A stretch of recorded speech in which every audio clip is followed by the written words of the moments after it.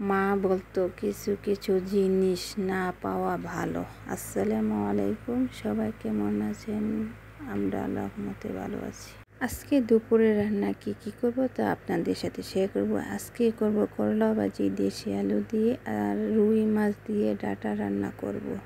আর আমার রান্নার যদি ভালো লাগে সবাই লাইক কমেন্ট শেয়ার করবেন, সবাই ভিডিওটা পুরোটা দেখবেন। এই পর্যন্ত একটা সত্যি কথা বলবো, আমার মা বলতো কিছু কিছু জিনিস না পাওয়া ভালো। যখন মায়ের কথাটা বলতো মনটা তখন খুবই খারাপ লাগতো। তখন এই কথার মানেটা বুঝতাম না। তখন ভাবতাম এই কথাটা পৃথিবীতে সবচেয়ে থেকে বড় বাজে কথা। মা বাবার কাছে চাইলে কেন পাবো না? চেষ্টা করলেই তো সব কিছু সম্ভব।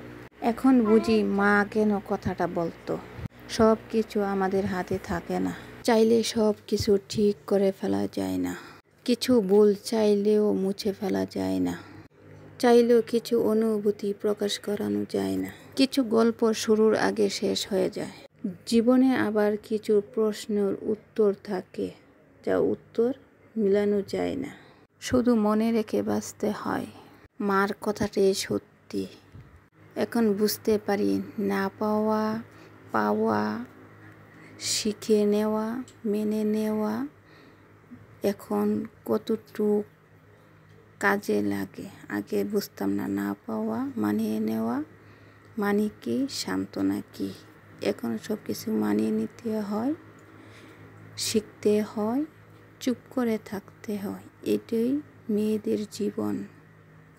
আর পরের বাড়িতে আসলে কত কিছু যে শিখতে হয়, মানিয়ে নিতে হয়, চুপ থাকতে হয়, এটাই বাস্তব।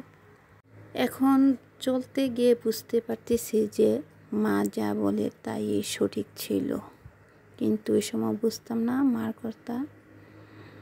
বুঝি নেই, এখন বুঝি যে মা কি বলেছিল এটাই সঠিক হলো। যাই হোক, সবাই সুন্দরভাবে চলার জন্য আল্লাহ যেন সবাইকে ওই মন মানসিকতা দেয়। তো আমার রান্না প্রায় শেষ পর্যায়ে। ডাঁটা দিয়ে তো মাছ রান্না করলাম, আর এখন করলা ভাজি। আর আমি করলা ভাজি করি, আমি কোনো ময় মশলা দিই না, শুধু হলুদ, লবণ আর একটু জিরার গুঁড়া দিই, আর রসুন, পেঁয়াজ, কাঁচামরিচ একসাথে দিয়ে দিই।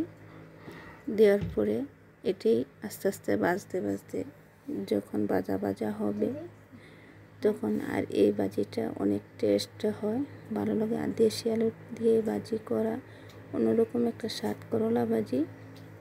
তো আমার রান্নাগুলো যদি ভালো লাগে সবাই আমাকে ফলো করবেন, লাইক কমেন্ট শেয়ার করবেন, সবাইকে দেখার জন্য সুযোগ করে দেবেন।